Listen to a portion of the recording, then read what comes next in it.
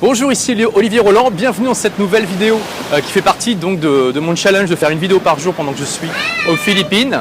Et dans cette vidéo, en fait, j'aimerais partager avec vous, vous faire une introduction à un principe, une loi qui est très connue si vous vous intéressez un petit peu à l'entrepreneuriat et au développement personnel, et qui est donc la loi de Pareto, aussi appelée principe 20-80. Alors, qu'est-ce que c'est que cette loi? Qu'est-ce que c'est que ce principe? Bon, en fait, ça a été découvert par un économiste italien qui s'appelle Alfred Pareto au début du XXe siècle. Et ce qu'a fait Alfred Pareto, c'est qu'il s'est intéressé, il a fait des analyses statistiques sur la répartition des richesses. Et il a découvert que 20% des pays du monde se partageaient 80% des richesses. À l'époque, c'est toujours aussi vrai d'ailleurs. Et après, quand il a zoomé un petit peu, qu'il a regardé comment ça s'est, quelle est la répartition des richesses à l'intérieur de ces pays-là, il a vu que dans ces pays-là, 20% de la population se partageait 80% des richesses. Et après, il a étudié différents types de populations à différentes époques. Alors, je ne me rappelle plus exactement, mais il a étudié, je crois, l'Allemagne au Moyen-Âge, différents pays à la période de la Renaissance, etc. Il a toujours trouvé ce principe de 20% de la population se partage 80% des richesses, 20% des pays se partagent 80% des richesses mondiales. Donc, il a sorti tout un livre là-dessus. Donc ça s'est lentement diffusé dans la culture populaire, on va dire.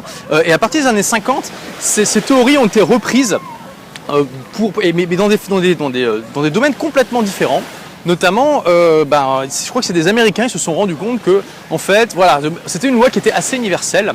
C'est-à-dire que de manière générale, quand on prend une entreprise, par exemple, vous avez 20% des clients qui font 80% des richesses. Vous avez aussi 20% des problèmes qui causent 80% des dommages à une entreprise.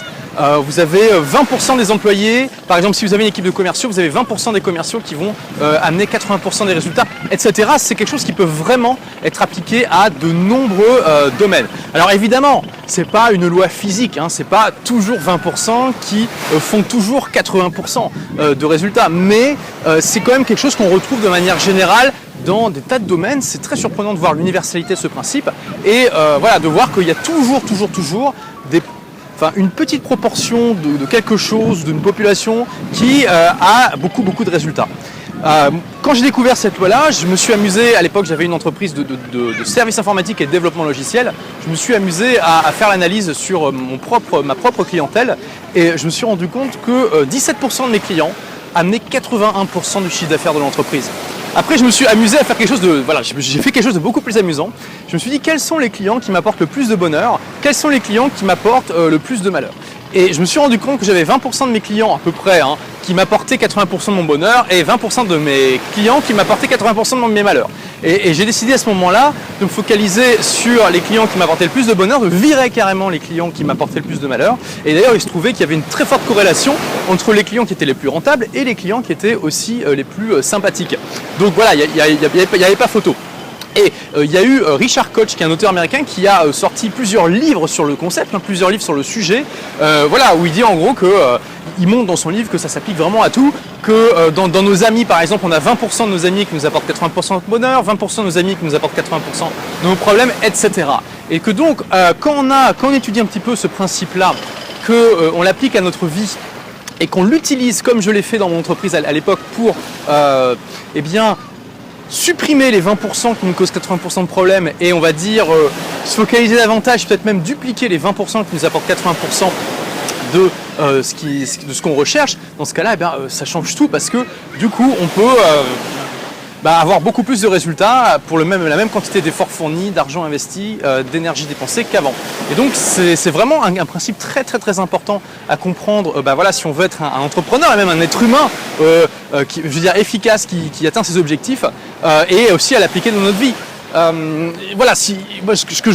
J'aimerais que vous retiriez au moins une chose de cette vidéo, c'est d'essayer de prendre quelque chose qui vous tient à cœur. Peut-être que vous avez déjà une entreprise, peut-être que vous pouvez faire ça avec vos amis, vous listez un petit peu vos amis.